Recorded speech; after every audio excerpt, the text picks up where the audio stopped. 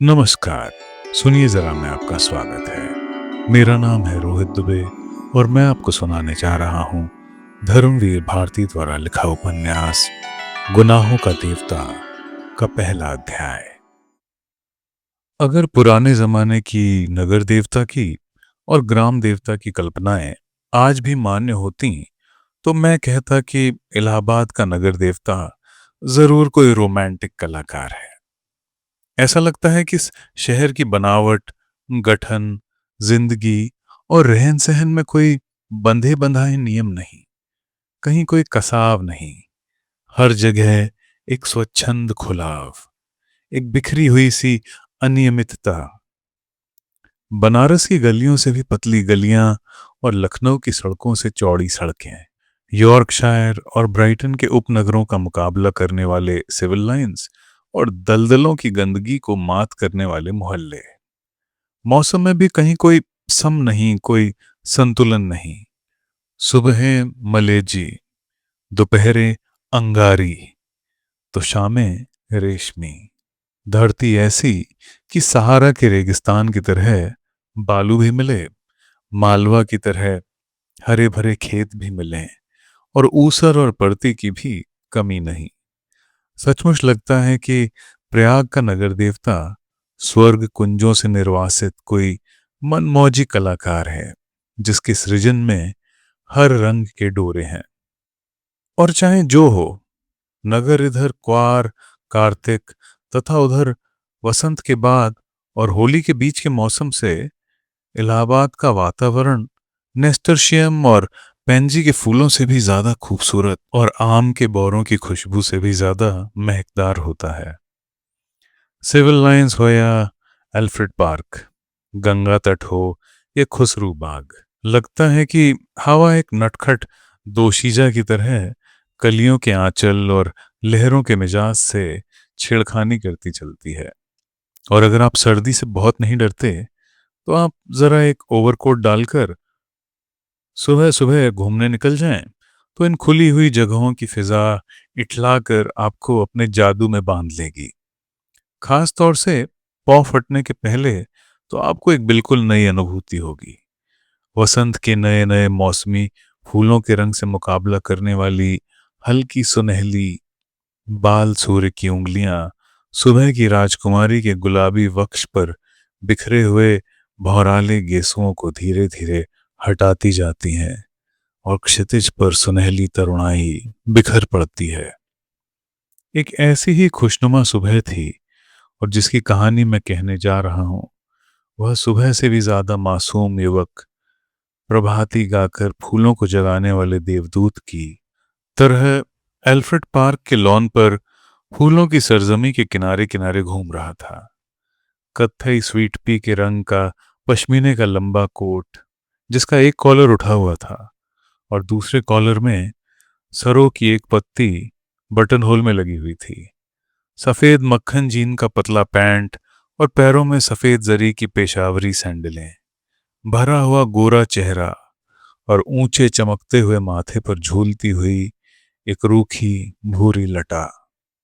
चलते चलते उसने एक रंग बिरंगा गुच्छा इकट्ठा कर लिया था और रह रहकर वह उसे सूंघ लेता था। पूरब के आसमान की गुलाबी पंखुड़ियां बिखरने लगी थीं और सुनहले पराग की एक बौछार सुबह के ताजे फूलों पर बिछ रही थी। अरे, सुबह हो गई, उसने चौंक कर कहा और पास की एक बेंच पर बैठ गया। सामने से एक माली आ रहा था। क्यों जी, लाइब्रेरी खुल गई? अभी नहीं बाबूजी। उसने जवाब दिया। वह फिर संतोष से बैठ गया और फूलों की पंखुड़ियां नोचकर नीचे फेंकने लगा। जमीन पर बिछाने वाली सोने की चादर परतों पर परतें बिछाती जा रही थी और पेड़ों की छायाओं का रंग गहराने लगा था। उसकी बेंच के नीचे फूलों की चुनी हुई पत्तियां बिखरी थीं और अब उसके पास सिर्फ एक फूल बाकी रह गया था। हल्के फालसाई रंग के उस फूल पर गहरे बैंजनी डोरे थे। हेलो कपूर। सहसा किसी ने पीछे से कंधे पर हाथ रखकर कहा। यहाँ क्या झक मार रहे हो सुबह सुबह? उसने मुड़कर पीछे देखा। आओ ठाकुर साहब, आओ बैठो यार, लाइब्रेरी खुलने का इंतजार कर रहा हूँ। क्यों? यूनिवर्सिटी लाइब्रेरी चाट डाली? अब इसे तो शरीफ लोगों के लिए छोड़ दो। हाँ हाँ, शरीफ लोगों के लिए छोड़ रहा हूँ। डॉक्टर शुक्ला की लड़की है ना, वो इसकी मेंबर बनना चाहती थी, तो मुझे आना पड़ा। उसी का इंतजार भी कर रहा हूँ। डॉक्टर शुक्ला तो पॉलिटिक्स डिपार्टमेंट में है। नहीं नहीं, गवर्नमेंट साइकोलॉजिकल ब्यूरो में। और तुम पॉलिटिक्स में रिसर्च कर रहे हो? नहीं, इकोनॉमिक्स में। बहुत अच्छे। तो उनकी लड़की को सदस्य बनवाने आए हो हैं? कुछ अजब स्वर में ठाकुर ने कहा। छी। कपूर ने हंसते हुए कुछ अपने को बचाते हुए कहा, यार तुम जानते हो मेरा उनसे कितना घरेलू संबंध है। जब से मैं प्रयाग में हूं, उन्हीं के सहारे हूं, और आजकल तो उन्हीं के यहाँ पढ़ता लिखता भी हूं। ठाकुर साहब हंस पड़े। अरे भाई, मैं डॉक्टर शुक्ला को जानता नहीं क्या? उनका सा भला आदमी मिलना मुश्किल है। तुम सफाई व्यर्थ में दे रहे हो। ठाकुर साहब यूनिवर्सिटी के उन विद्यार्थियों में से थे जो 12 नाम विद्यार्थी होते हैं, और कब तक वे यूनिवर्सिटी को सुशोभित करते रहेंगे इसका कोई निश्चय नहीं। एक अच्छे खासे रुपए वाले व्यक्ति थे, और घर के ताल्लुकेदार, हंसमुख, फब्तियां कसने में मजा लेने वाले, मगर दिल के साफ, निगाह के सच्चे। बोले, एक बात तो मैं स्वीकार करता हूं कि तुम्हारी पढ़ाई का सारा श्रेय डॉक्टर शुक्ला को है। तुम्हारे घर वाले तो कुछ खर्चा भेजते नहीं। नहीं, उनसे अलग ही होकर आया था। समझ लो कि इन्होंने किसी न किसी बहाने मदद की है। अच्छा अच्छा, आओ। तब तक लोटस पॉन्ड से ही जो कमल सरोवर है तभी घूम ले। फिर लाइब्रेरी भी खुल जाएगी। दोनों उठकर एक कृत्रिम कमल सरोवर की ओर चल दिए, जो पास ही में बना हुआ था। सीढ़ियां चढ़कर ही उन्होंने देखा कि एक सज्जन किनारे बैठे कमलों की ओर एकटक देखते हुए ध्यान में तल्लीन है। दुबले पतले छिपकली से बालों की एक लट माथे पर झूमती हुई। कोई प्रेमी है या कोई फिलोसफर है? देखा ठाकुर? नहीं यार, दोनों से निकृष्ट कोटि के जीव हैं ये कवि हैं। मैंने जानता हूँ। ये रविंद्र बिसरिया एमए में पढ़ता है। आओ मिलाए तो हैं। ठाकुर साहब ने एक बड़ा सा घास का तिनका तोड़कर पीछे से चुपके से जाकर उसकी गर्दन गुदगुदाई। बिसरिया चौंक उठा, पीछे मुड़कर देखा और बिगड़ गया। ये क्या बदतमीजी है ठाकुर साहब, मैं कितने गंभीर विचारों में डूबा था। और सहसा बड़े विचित्र स्वर में आंखें बंद कर बिसरिया बोला, आह, कैसा मनोरम प्रभात है। मेरी आत्मा में घोर अनुभूति हो रही थी। कपूर बिसरिया की मुद्रा पर ठाकुर साहब की ओर देखकर मुस्कुराया और इशारे में बोला, है यार शगल की चीज, छेड़ो जरा। ठाकुर साहब ने तिनका फेंक दिया और बोले, माफ करना भाई बिसरिया, बात यह है कि हम लोग कवि तो हैं ही नहीं, इसलिए समझ नहीं पाते। क्या सोच रहे थे तुम? बिसरिया ने आंखें खोली और एक गहरी सांस लेकर बोला, मैं सोच रहा था कि आखिर प्रेम क्या होता है, क्यों होता है, कविता क्यों लिखी जाती है, फिर कविता के संग्रह उतने क्यों नहीं बिकते जितने उपन्यास या कहानी संग्रह। बात तो गंभीर है, कपूर बोला। जहां तक मैंने समझा और पढ़ा है, प्रेम एक तरह की बीमारी होती है, मानसिक बीमारी, जो मौसम बदलने के दिनों में होती है, मसलन क्वार कार्तिक या फागुन चैत। उसका संबंध रीढ़ की हड्डी से होता है, और कविता एक तरह का सन्निपात होता है। मेरा मतलब आप समझ रहे हैं मिस्टर सिबरिया? सिवरिया नहीं, बिसरिया। ठाकुर साहब ने टोका। बिसरिया ने कुछ उजलत, कुछ परेशानी और कुछ गुस्से से उनकी ओर देखा और बोला, क्षमा कीजिए, आप या तो फ्रॉयडवादी हैं या प्रगतिवादी, और आपके विचार सर्वदा विदेशी हैं। मैं इस तरह के विचारों से घृणा करता हूं। कपूर कुछ जवाब देने ही वाला था कि ठाकुर साहब बोले, अरे भाई, बेकार उलझ गए तुम लोग। पहले परिचय तो कर लो आपस में। ये है श्री चंद्र कुमार कपूर, विश्वविद्यालय में रिसर्च कर रहे हैं। और आप हैं श्री रविंद्र बिसरिया, इस वर्ष एमए में बैठ रहे हैं। बहुत अच्छे कवि हैं। कपूर ने हाथ मिलाया और फिर गंभीरता से बोला, क्यों साहब, आपको दुनिया में और कोई काम नहीं रहा जो आप कविता करते हैं? बिसरिया ने ठाकुर साहब की ओर देखा और बोला, ठाकुर साहब, ये मेरा अपमान है, मैं इस तरह के सवालों का आदी नहीं हूं। और उठ खड़ा हुआ। अरे बैठो बैठो। ठाकुर साहब ने हाथ खींचकर बिठा लिया। देखो, कपूर का मतलब तुम समझे नहीं। उसका कहना यह है कि तुम में इतनी प्रतिभा है कि लोग तुम्हारी प्रतिभा का आदर करना नहीं जानते। इसीलिए उन्होंने सहानुभूति में तुमसे कहा कि तुम और कोई काम क्यों नहीं करते। वरना कपूर साहब तुम्हारी कविता के बहुत शौकीन है, मुझसे बराबर तारीफ करते हैं। बिसरिया पिघल गया और बोला, क्षमा कीजिएगा, मैंने गलत समझा। अब मेरा कविता संग्रह छप रहा है, मैं आपको तो अवश्य भेंट करूंगा। और फिर बिसरिया ठाकुर साहब की ओर मुड़कर बोला, अब लोग मेरी कविताओं की इतनी मांग करते हैं कि मैं परेशान हो गया हूँ। अभी कल त्रिवेणी के संपादक मिले, कहने लगे अपना चित्र दे दो। मैंने कहा कि कोई चित्र नहीं है, तो पीछे पड़ गए। आखिरकार मैंने आइडेंटिटी कार्ड उठाकर दे दिया। वाह। कपूर बोला, मान गए आपको हम। तो आप राष्ट्रीय कविताएं लिखते हैं या प्रेम की? जब जैसा अवसर हो। ठाकुर साहब ने जोड़ दिया। वैसे तो ये वॉर फ्रंट का कवि सम्मेलन, शराबबंदी कॉन्फ्रेंस का कवि सम्मेलन, शादी ब्याह का कवि सम्मेलन, साहित्य सम्मेलन का कवि सम्मेलन, सभी जगह बुलाए जाते हैं। बड़ा यश है इनका। बिसरिया ने प्रशंसा से मुग्ध होकर देखा, मगर फिर एक गर्व का भाव मुंह पर लाकर गंभीर हो गया। कपूर थोड़ी देर चुप रहा, फिर बोला, तो कुछ हम लोगों को भी सुनाइए ना। अभी तो मूड नहीं है। बिसरिया बोला।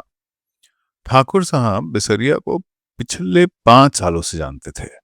वे अच्छी तरह जानते थे कि बिसरिया किस समय और कैसे कविता सुनाता है। अतः बोले, ऐसे नहीं कपूर, आज शाम को आओ, जरा गंगा जी चले, कुछ बोटिंग रहे, कुछ खाना पीना रहे, तब तब कविता भी सुनना। कपूर को बोटिंग का बेहद शौक था। फौरन राजी हो गया और शाम का विस्तृत कार्यक्रम बन गया। इतने में एक कार उधर से लाइब्रेरी की ओर गुजरी। कपूर ने देखा और बोला, अच्छा ठाकुर साहब, मुझे तो इजाजत दीजिए, अब चलूं लाइब्रेरी में। वो लोग आ गए। आप कहाँ चल रहे हैं? मैं जरा जिमखाने की ओर जा रहा हूँ। अच्छा भाई, तो शाम को पक्की रही। बिल्कुल पक्की, कपूर बोला और चल दिया। लाइब्रेरी के पोर्टिको में कार रुकी थी और उसके अंदर ही डॉक्टर साहब की लड़की बैठी थी। क्यों सुधा, अंदर क्यों बैठी हो? तुम्हें ही देख रही थी चंदर। और वह उतर आई। दुबली पतली नाटी सी साधारण सी लड़की, बहुत सुंदर नहीं, केवल सुंदर, लेकिन बातचीत में बहुत दुलारी। चलो अंदर चलो, चंदर ने कहा। वह आगे बढ़ी, फिर ठिठक गई और बोली, चंदर, एक आदमी को 4 किताबें मिलती हैं? हाँ, क्यों? तो तो उसने बड़े भोलेपन से मुस्कुराते हुए कहा, तो तुम अपने नाम से मेंबर बन जाओ और 2 किताबें हमें दे दिया करना बस। ज्यादा का हम क्या करेंगे? नहीं, चंदर हंसा। तुम्हारा तो दिमाग खराब है। खुद क्यों नहीं बनती मेंबर? नहीं, हमें शर्म लगती है। तुम बन जाओ मेंबर हमारी जगह पर। पगली कहीं की। चंदर ने उसका कंधा पकड़कर आगे ले चलते हुए कहा, वाह रे शर्म, अभी कल ब्याह होगा तो कहना हमारी जगह तुम बैठ जाओ चंदर। कॉलेज में पहुंच गई लड़की, अभी शर्म नहीं छूटी इसकी। चल अंदर। और वह हिचकती, ठिठकती, झेंपती और मुड़ मुड़कर चंदर की ओर रूठी हुई निगाहों से देखती हुई अंदर चली गई।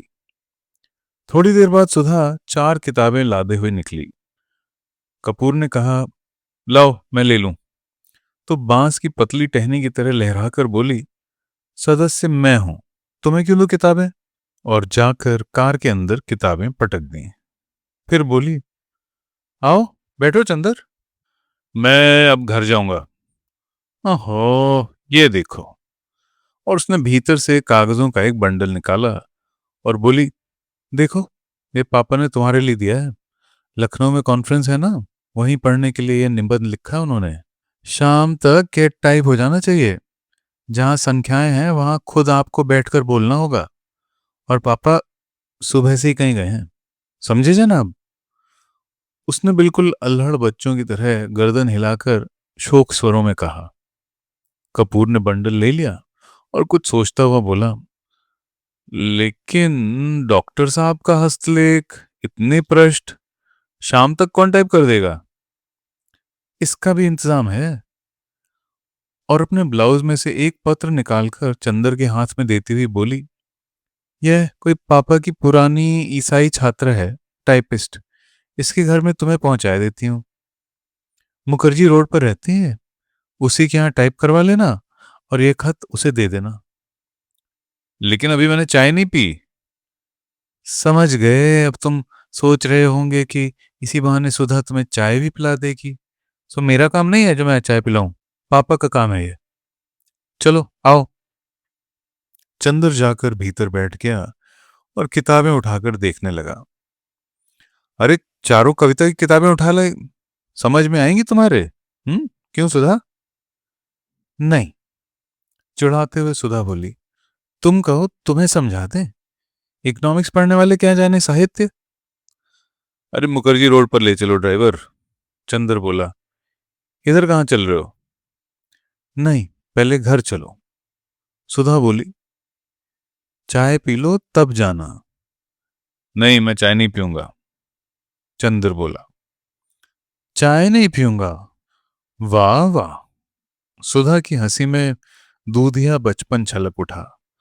मुंह तो सूख कर गोभी हो रहा है, चाय नहीं पिएंगे। बंगला आया तो सुधा ने महाराजन से चाय बनाने के लिए कहा और चंदर को स्टडी रूम में बिठाकर प्याले निकालने के लिए चल दी। तो मित्रों, ये था गुनाहों का देवता का पहला अध्याय। अगले अध्याय हम जल्दी लाएंगे। लाइक, सब्सक्राइब और शेयर करना मत भूलिएगा। धन्यवाद।